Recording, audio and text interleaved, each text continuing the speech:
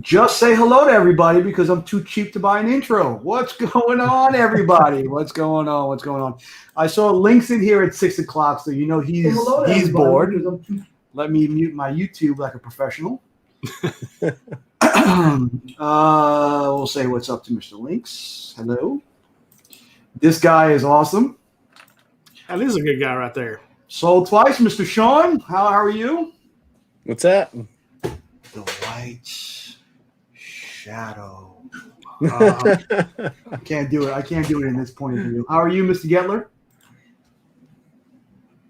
Mr. Freaky Louie. How are you? Yeah, we're only going to give a half a whack this episode, Louie.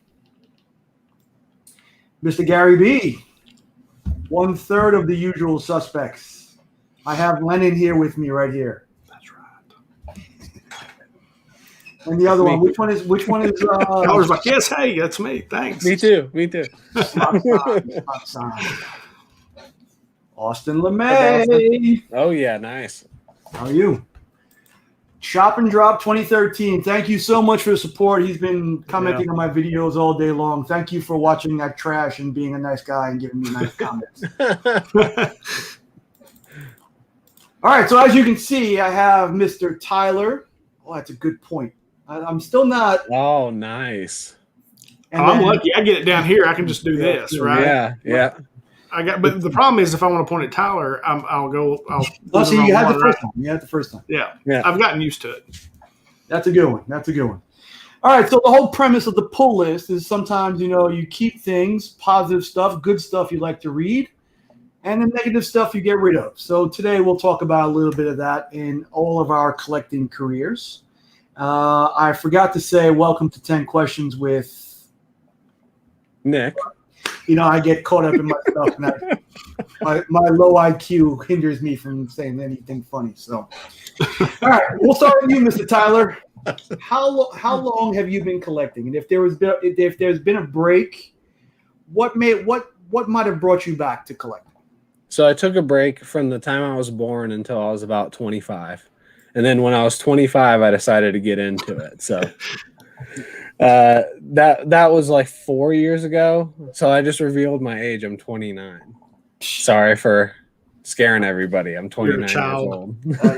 I remember 29. Yeah, me too. So do I. Yeah, but I got into it when I was about 25. My buddy got me to read Death of the Family, and I thought it was great.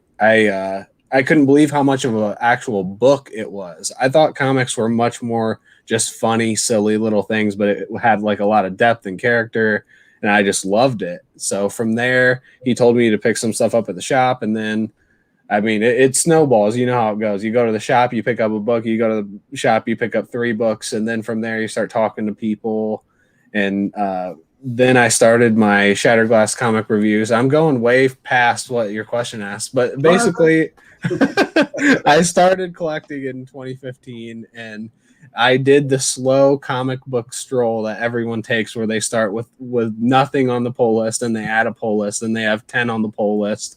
Then their pull list is too big, and then they take it down. Then you get slabs. I've done all that now. Yeah, so I mean that's a pretty good. It's tough to start with a story like that because it was so awesome. I mean, even non-Batman fans love that one. Do you remember what the first book was in the LCS that you picked up, though? Yes, it was the Casting, the prequel to Dark Knight's Metal. Oh, really? Yeah. Yep. So it really wasn't that long ago. Yeah, that really wasn't long at all. That's interesting. Nope. Now, do you have Death in the Family in your collection? Yep. Okay. Will that stay in your collection forever and ever? Oh, yeah, probably, I guess, just because I don't really sell a lot of stuff. I mean, I'll sell stuff if it blows up and I have to clear out some space. Like, that's literally the only reason I've ever sold anything is because I want a little bit of money or I need a little bit more space. Because as my wife said when I told her I was coming on here to if there's any negatives, and her response was space. So I have to clear space sometimes. Yeah, I don't even want to pan around my office. It's like I have to be careful where I walk just because there are slabs here, there are long boxes here, more long boxes here. I'm still organizing and cataloging, and I forget. In addition to the money, it's really what you say is space. And I don't know if my wife is gonna. Well, I guess I have to hide that stuff too. So. Yeah, at some point you just like you max out because originally I had Funko Pops behind me. Every shelf I had was Funko Pops, and I sold like 90% of them. Like because a lot of them I collected those really early, like 2013. So a lot of them had blown up in price, and I didn't want them anymore. I wanted to get into comics, so I sold them and made some money and bought comics. And now I'm to that same point where I was with the Funkos being full. Now I'm full of comic stuff. Whack hack for space coming soon. Yeah, there you go. It'll probably involve fire, though. Burn down your house, and there you go. It is. They got all kinds of space. No problem. And then that's call Jimmy. Right, that's a good segue because we can go right to Mr. Jimmy. All right, Mr. Jimmy, how about you? How long have you been collecting? What was the impetus that brought you into it? I've pretty much been collecting my whole life, except for this kind of space between, as I like to say, college. You know, when I discovered beer and girls, I kind of went away. But honestly, when I was a kid, my uncle, I talk about him a lot. He always collected. He was always trading at flea markets. And, kind of before we came on, we were talking a little bit about Eastern Kentucky and the coal mining business and things like that. And it was real up and down. My dad was a coal miner. My uncle was. And so that industry was always up and down. It was always boom or bust. When the bust times, my uncle would always go hustle and, sell at the flea market. And he sold trading cards, he sold comic books, he sold knives, he sold guns, whatever he could find that he can make $1 on. There you go. He would sell. So I started early, like I was just around it. I used to go pick with him all the time. And then like I said, I collected all the way up until I was probably, I want to say 18, 19 years old, went to college, got out of college, was broke, started working. Then really my girls kind of got to the age where I was no longer cool and they didn't really want to hang out with dad anymore. So I was looking for something to do. And I had taken them, they were shopping, and I'm the worst shopper in the world. Like I despise going, I'm a really nice person most of the time. You take me to the mall, I become an animal. But so I was like, well, you guys go do this. There's this comic book shop, down the street from my office. And I said, I'm going to go down there and check it out. I walked in, I think $100 later, I walked out with a bunch of DC Rebirth books, a few back issue books, and really I haven't stopped since. And it was right when Rebirth came out, like it had just released. And those were the first books I grabbed. Yeah, so you predisposed to DC then? Yeah, DC though, and the reason I think I'm predisposed to DC is because and I've talked about this too, but when I was growing up, we had like 5 channels. And one was TBS, which had the Atlanta Braves. So I'm a Braves fan, and I'm part of the Dale Murphy generation. Loved Dale Murphy. The Braves sucked. They were awful, but they were last place every year.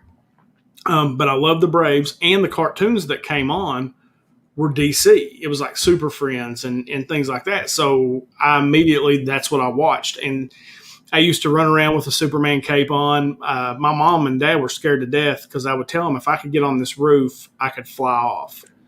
And never tried it. They kept pretty close eye on me. You need to.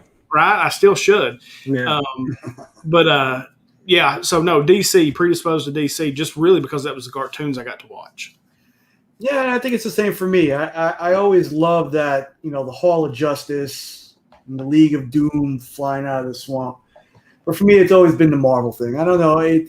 Growing up where I grew up, I guess Spider-Man was the coolest thing, and that's kind of what I gravitated to, even though I had a similar uncle who would bring me a ton of DC every now and again, but I don't know. I guess we fall where we may, and honestly, nowadays it's just I read indie books because those are the ones I enjoy. I'll still collect the other 2, but it's indie books for me. So, well, I still like Marvel. I love Spider-Man. I love Hulk. Those are in Captain America. Those are probably my favorite Marvel characters. And then I read a lot of indie. I mean, I read generally when I go to the comic book store and I come home, I always read Superman just because he's my favorite. And then normally after that, I go to the indie books. I read the indies, and then I jump into usually the Immortal Hulk is one of the first ones too. I really love that run. And then Daredevil, when it's out, I love freaking Daredevil. Like that, I have to throw Daredevil in there too. He's one of my favorites. Well, I've got him somewhere over here. Yeah, I love Daredevil. And it's funny because Louis popped this comment into the chat. And do you hear it in your own voice? You don't hear it in your own voice. You hear that guy. Meanwhile, in the Hall of Justice. All right, cool. So it's good to hear everybody's, well, not origin stories, but I think we all go through that. Well, maybe I'm a little too cool for comics. Hey, there's girls, there's alcohol, or there's clubbing or whatever, and we'll find our ways back to it. I guess we rekindle that love, and all the impetuses are different. So good to hear. I don't think I've ever thought I was too cool for anything. Well, I did, clearly. I was like, I'm too cool for this. No, I mean, it never really stopped, though. My uncle always, even when I would come home from college, I would go hang out with him at the flea market. I would still go pick with him. He was still buying comic books and baseball cards and basketball cards and, whatever else. I mean, they used to work me to death for basketball cards. Him and my dad both would. They would work me. I'd cut weed, that skiff, is that what you call it? I call it a weed hook. That I did in that Remy Hughes video. I used to use that thing to cut weeds on the hill, and they would pay me with ball cards. Oh, the man maker.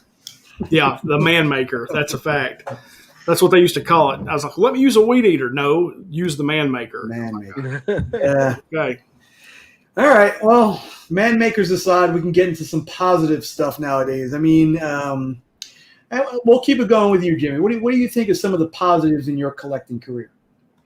I have and it kind of goes back to my uncle. I have a really, really good collection. I have a lot of high value books that my uncle gave me. My AF-15 that I have, my uncle, we actually found it. Not that particular copy.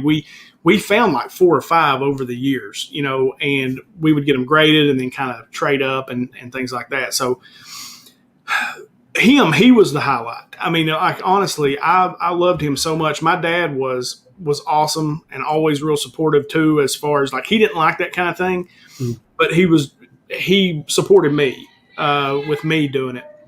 So, but my uncle was the highlight. I mean, because really the love that I have for it came from him. It came from sitting at the flea market reading. The first comic book I ever really read was Firestorm.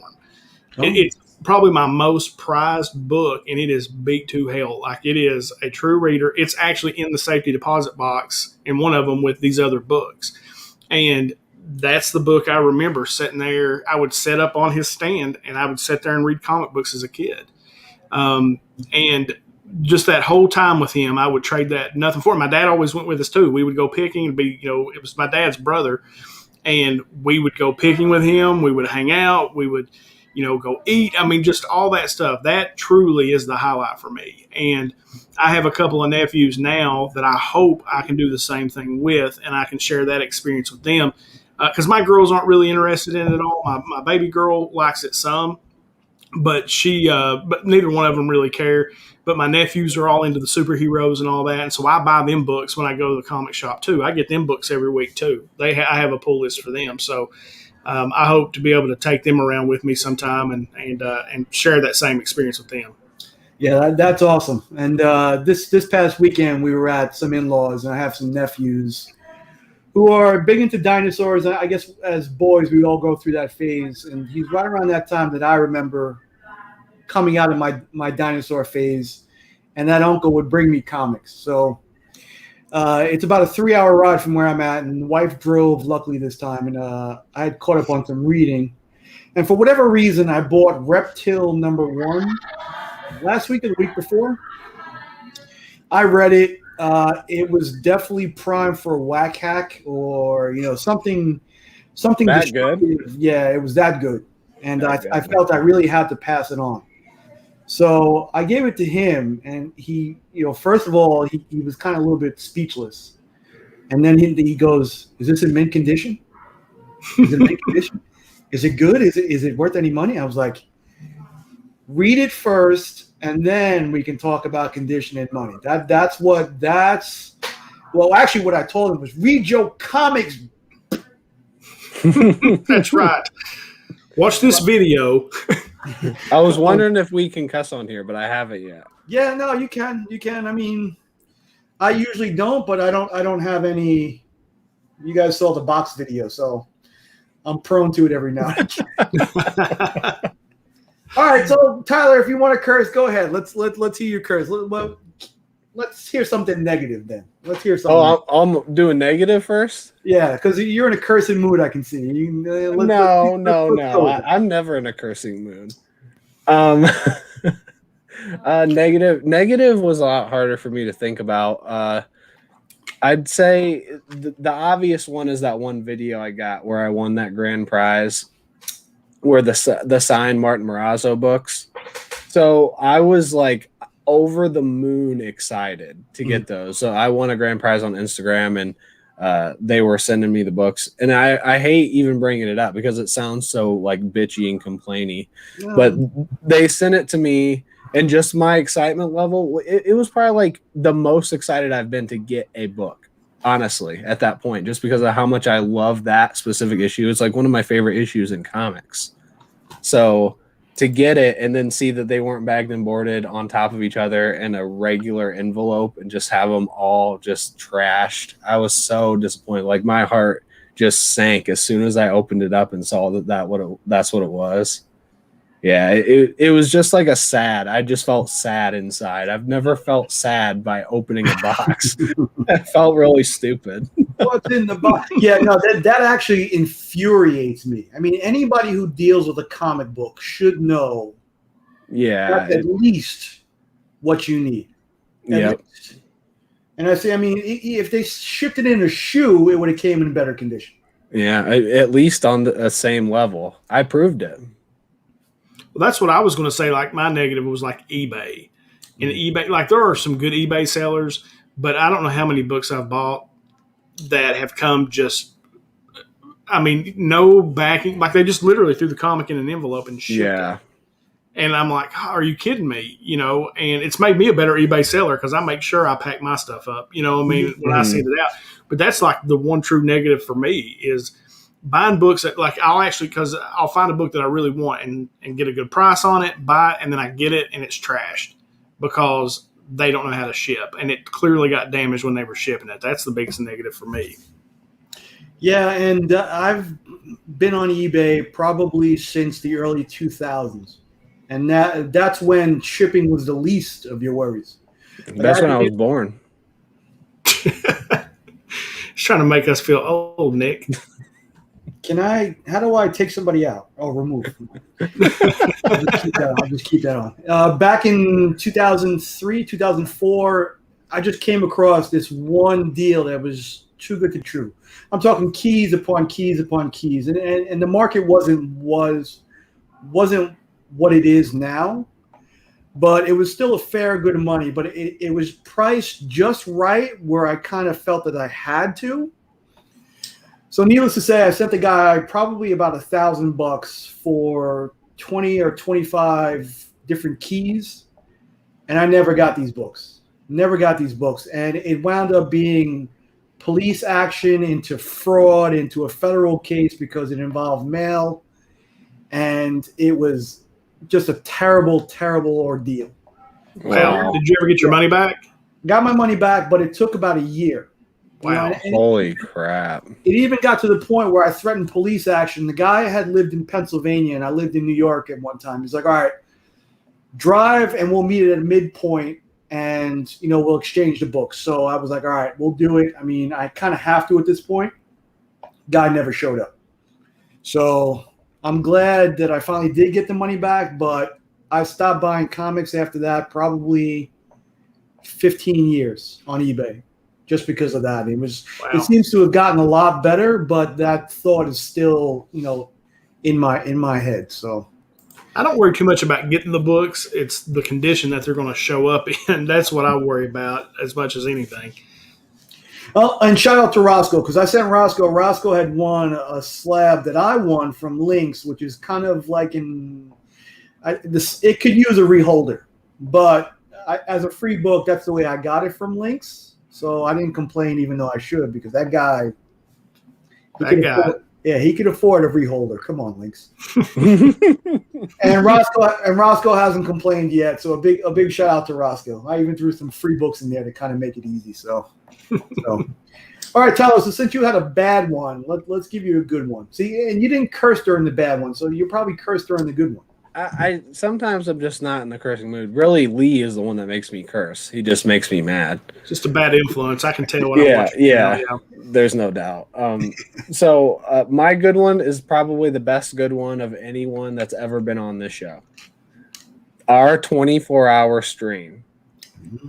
That was amazing. It was insane. We had so many people come on. We met so many new people that day.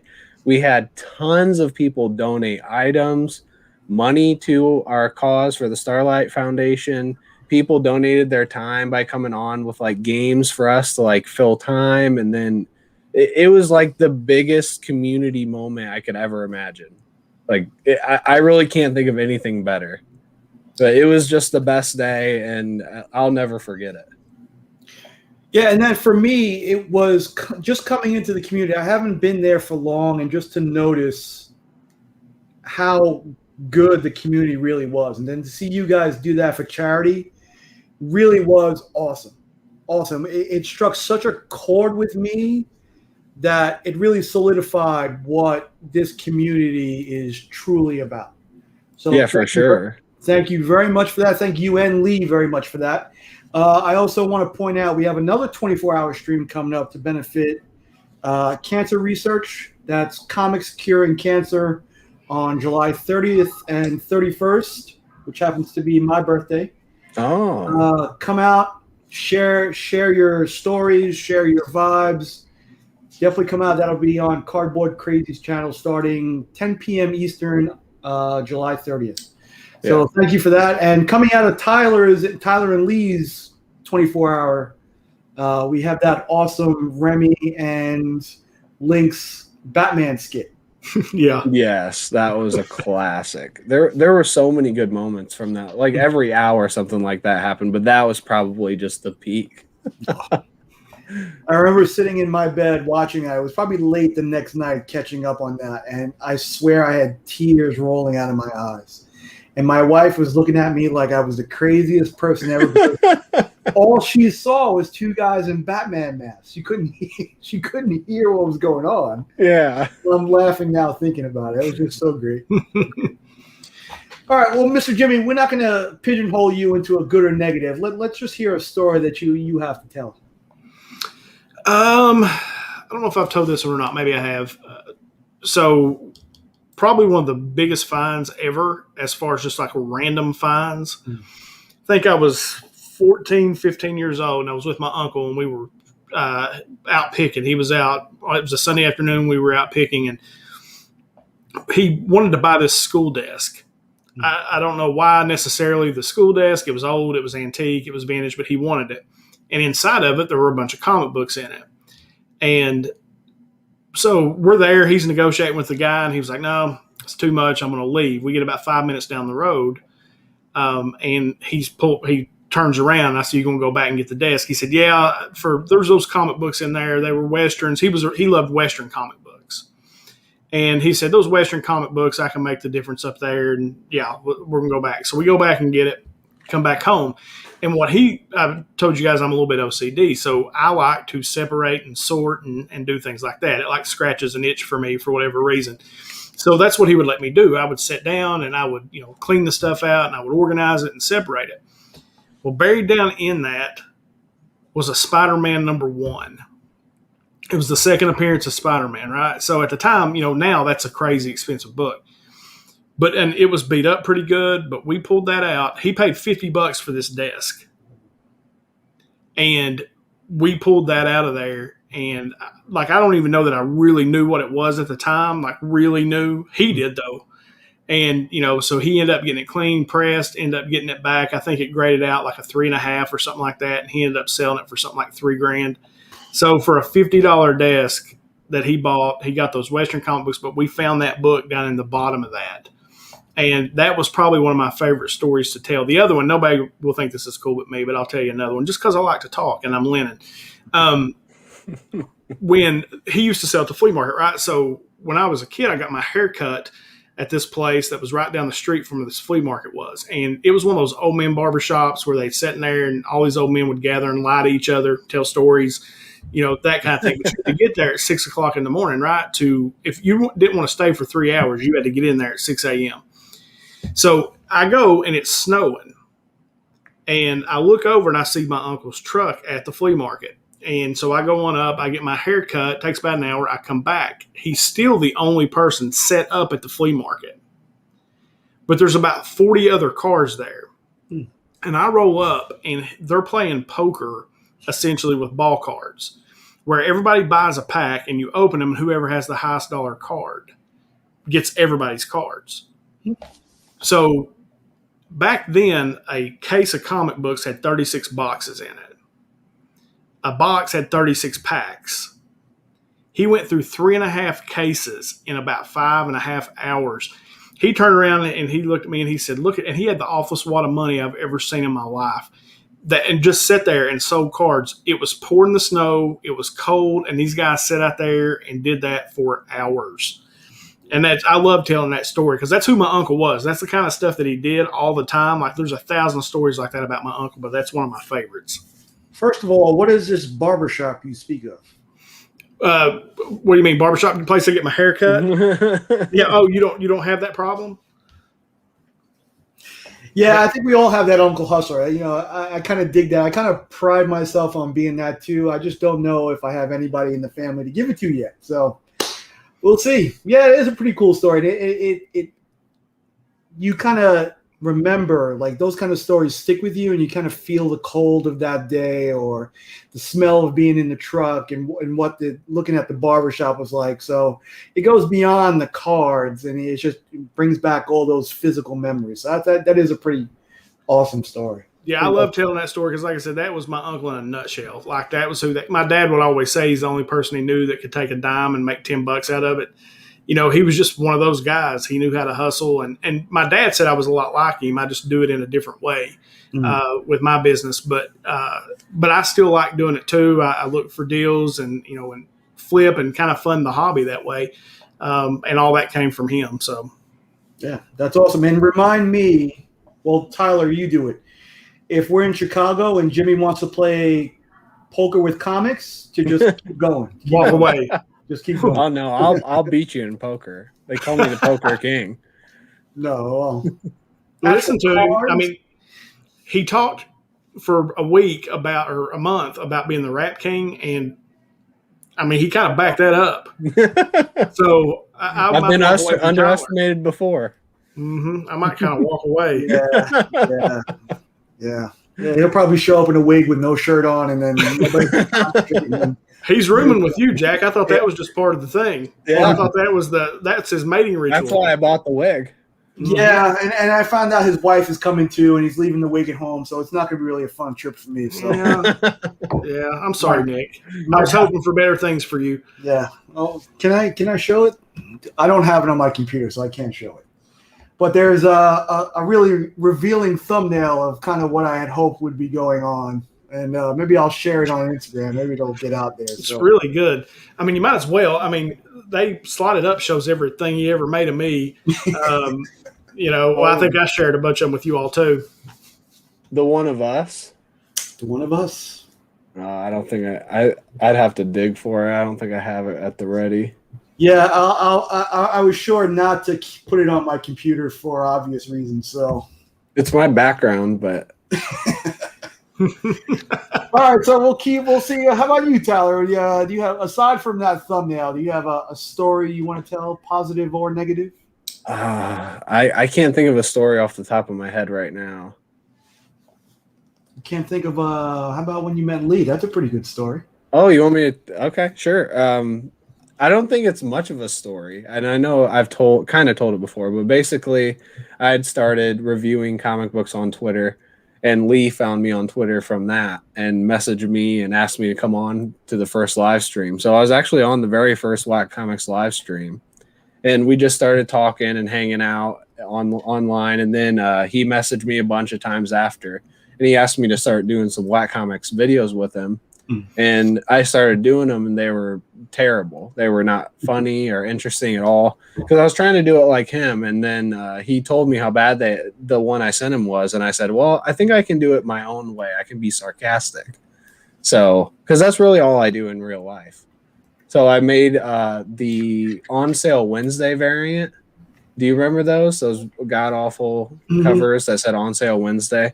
Well, I made it, and I pretended like I poured some fake acid on it, and I drew a bunch of stuff on it, and pretended like I liked it because it obviously was the worst cover of all time. So, I mean, they literally, like, I could do that on my phone in 4 seconds. That cover, like, that's how much effort they put into that cover. Just bothers me. So from there, I just kept doing them, and me and Lee just kept talking, and now here we are. We're good buddies, and we talk all the time. Linked at the hip forever. Yeah, linked at the hip forever. And you're sarcastic. I really couldn't tell you were sarcastic at all. Me neither. I was really surprised, Nick, when he said that. I was like, sarcastic, really? You know, it's funny because in real life, I'm so sarcastic that even like my wife or some of my friends that I've known since I was like 5 years old will not know when I'm being serious or not. Yeah, and it's funny, I guess, but when they never know if I'm serious, it's like, I'm serious. I'm not messing around. Because they're always waiting for the other shoe to drop, I'm sure. Yeah, I know. Yeah, it's like, I can't say anything anymore. And it was funny, like in leading up to the rap battle, just seeing how you dealt with your opponents. And I think even you guys mentioned it in 10 questions. Like, if we were in a Sunday softball league together, you're the kind of guy that just... Oh, yeah. I couldn't deal with Tyler. Like, for real, I couldn't. You know, you kind of throw the bat down, kick the catcher, rush the mound, and it's just like... I think in real life, I wouldn't be like that. Like, it was definitely for show. Like, that's definitely like I was being a dick. I don't know how else to put it. to be that level, to be that God level of fear, you got to have a lot of practice. You got to have a lot of practice. But like in real life, when I'm standing next to the person I'm playing, like you said, softball with, it's a lot different than just messing around promoting something. It's the complete opposite because you're the kind of guy you want on your team. Exactly that kind of guy. Yeah, that's for sure. I have been a diehard. Like, I played baseball my whole life, and I don't know if everyone necessarily loved to play against me, but I know for sure that I had teammates that wanted me on their team because, like, I'll fight for everybody out there, and I'm always trying my hardest and going hard 100% of the time. Yep. So I'm kind of glad we're all on the same team. Well, yeah. Even though, you have your moments. Well, I told Tyler, because I even messaged, I think I said this in 10 questions. Like, I was watching Whack Comics one evening and Biggie came on, right? And Tyler was just eating him up. And even by the end of it, Biggie was kind of like, man, why do you not like me? I was like I almost kind of felt sorry for Biggie in a way. And I messaged DJ and I was like, man, does Tyler really dislike Biggie? Because they just kind of went at it on Whack Comics. And I said, is this some kind of wrestling promo hype? And he was like, man, I don't know. Like, DJ was playing the game. He played it straight. Man, I don't know. I don't know if they like each other or not. Kind of like McGregor and Mayweather on the plane counting the money. Yes. But from what I understand, that chat was pretty explicit. Yeah, I was going hard in the chat that first week, especially. I was talking all kinds of shit. That's one Instagram chat I wouldn't have cared to been in. Yeah, I'll add you to it. For me, I can't read the stuff. I can't read the stuff before. I wanted to be in there during that. I'll take snapshots and send you every single.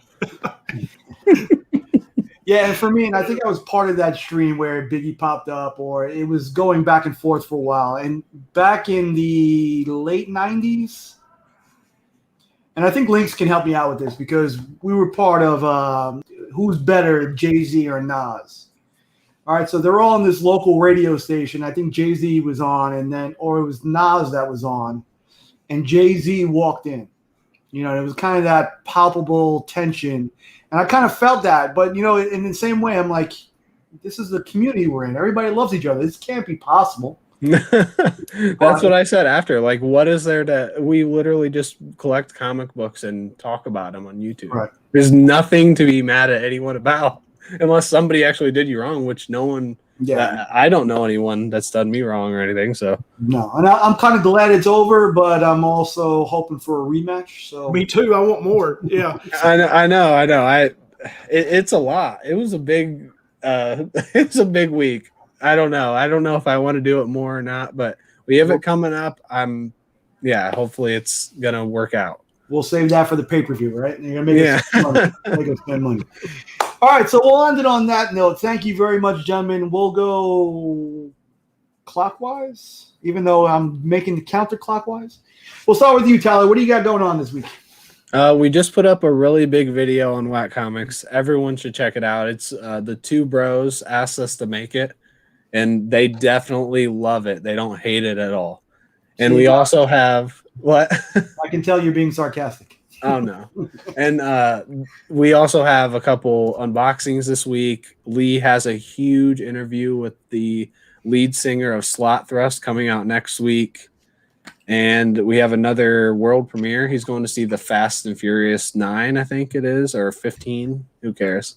But yeah, we have a lot coming up. If he winds up interviewing Vin Diesel, I think that'll be you guys will hit 10,000, no problem. Yeah, we hit 10 with CC Stringer.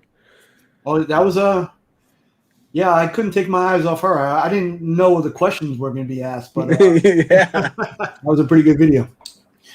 All right, Mr. Jimmy the Don, how about you? What do I have coming up? Monday, Mystery Box Monday. I've got a $300 IRF Authentics comic art box. I'm really looking forward to getting into that.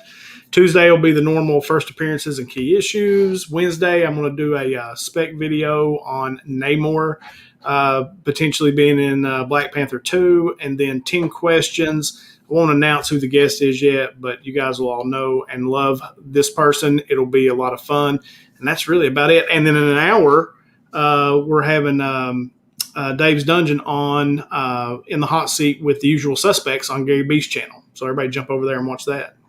Nice. For a guy who doesn't like a lot of Instagram chats, you sure have a lot of time to make videos. I work really hard at it.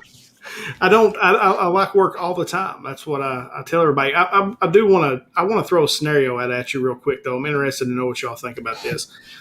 And I asked this to Gary B and Slot yesterday, and they told me to never, ever go out of character again. I'm always Lennon. I'm always Cutthroat. So never go out of character. But anyway, I was in the comic book shop, and I picked up my normal books, and I went into the back issue bin, and I found this, was it America #1, America Chavez? It was her first solo series, which is a pretty hot book right now. Right. And I found 2 copies of it, and I picked it up, went up to the counter, and I knew, this is about a $30 book on eBay right now.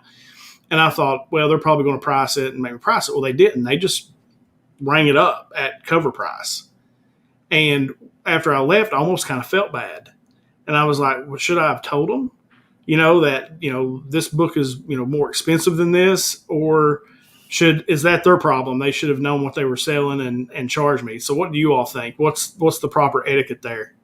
I personally think it's their job to know their inventory and to price it out the way they see fit. And if they haven't gotten to it or seen it went up and changed the price, then why should them? Yeah, I don't think that's on you at all. For me, there are levels to it. This is your weekly LCS? Yes, it's the one I go to all the time. And how good a relationship do you have with the guy who owns it? I have a great relationship. I spend a lot of money there. So, they like to see me come in. It's tough, and it depends on your previous transactions, too. I don't think it matters at all. I agree with what you said. It's it's their job to price and be aware of what goes on, as well as it's our job to find stuff that they haven't priced and to know what's going on. It depends. It goes back and forth. Sometimes I'll let him win. Sometimes I'll try to go back and forth. He's definitely won many times with me. Like I've paid up for books many times, even ones I found in the back issue bins that they'll all of a sudden they'll grab and they'll eBay price them, and it had a $6 price tag on it, and now they're charging me $40 for it. That's happened many times.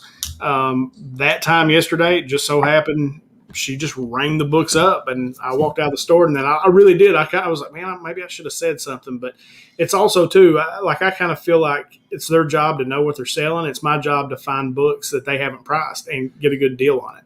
Yeah, for me, if it's my local LCS guy, it's kind of like college basketball. It depends on who had last possession era. This way, we'll alternate. If I'm out in the wild, I will try to take your children for $1. If I don't care about the guy, if I'm at Midtown Comics or one of the big guys, well, I know, Jimmy, you deal with Midtown Comics. I do. I've actually been to the place, and I'll try to get him. A friend of mine in Brooklyn came across a Black Panther number 2 or number 5 for $1. That's a $500 book. I'm not telling him nothing. I'll chalk that up. And I'll tell that story on my own show. Yeah. I don't think I just kind of wondered, that may be a 10 questions question from here on out. I'm kind of interested to know what people would do in that scenario, because, like I said, I felt a little bit bad for about 30 seconds, and then I was like, and then went on. And I think you can take comfort in the victory, knowing that you'll probably get got somewhere down the line. So, well, some shops will also overcharge for a lot of stuff too. So it's like they'll see it goes up for $50 and they'll put it at $80 because I think it's going to keep going up. So it goes both ways. I wouldn't even have any guilt about it. I wouldn't think twice about it. Yeah, and like you say, Jimmy, now is the time to cabbage up, and if you want to keep your LCS in business, you kind of want to do that for them every now and again. As long as you're not paying $1,000 for a $30 book. $30, like, no.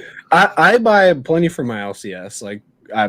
Like you said, you do too. I don't need to be telling them, hey, I want to give you an extra $50. Can you take it? Well, they're having a big sale this weekend. They just redid their back issue bin room, and they're going to have a big sale. Batman's coming with the Batman card and the whole thing. And I'll go up there and drop.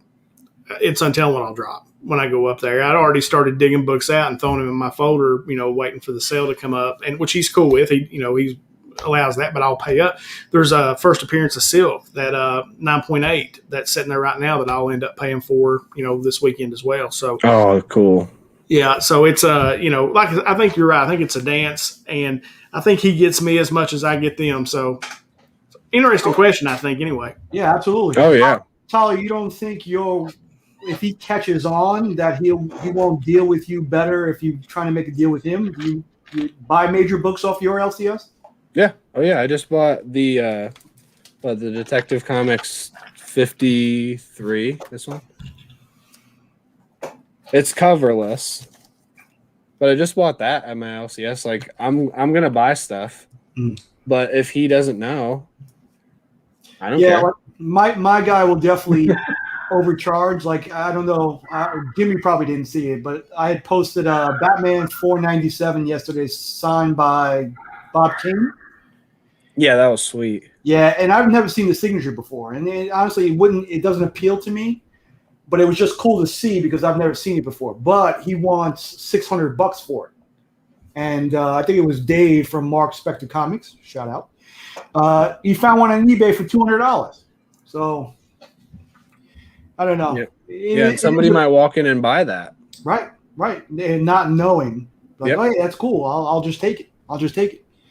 But it is a beautiful dance. I do like to take more than I give. So I think that's where the thing is. I'll say this though, I'll give a deal to somebody in the community. I would rather do that than if something's on eBay, I'll always go under eBay. And then obviously that saves on eBay fees and taxes. And like, I will do that all day. If I can find something that's cheaper, like at Walmart or anywhere, I'm going to take it. Yeah, and I have to say, Tyler overcharged the hell out of me on a Black Cape Comics Something is Killing the Children #2, just because he knew how much I wanted it. So he kind of like, that's what I do. So what did I say? Actual Dracula says that it's called the Batmobile. What did I call it? The Bat Car? I don't even know what I called it. I don't know. He's a Superman guy. I mean, how do you know? Right, like I would know that. He's into truth, justice, in the American way. He's not worried about cars. That's right. All right, thank you, Superman gentlemen. don't need a car. That's true. Well, Batman can always hitch a ride. Thank you very much, gentlemen, for sharing your stories of positivity and negativity. And Drac is another guy. When he's not posting chainsaw pics with weird stuff on him, you really can't. You don't know when to take him seriously either. I love Drac. Yeah. I love his channel.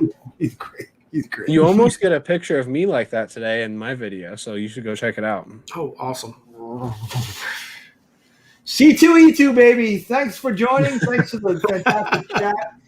Appreciate you guys chiming in. Appreciate you guys stopping out. And thank you, gentlemen, for coming share your stories. I appreciate that also. Thank you very much. Guys, have a good one. You guys want to sign it out? Any same bat time, same bat channel? I'm Tyler. I'm Jimmy. It's morphin' time. Have a good one, guys.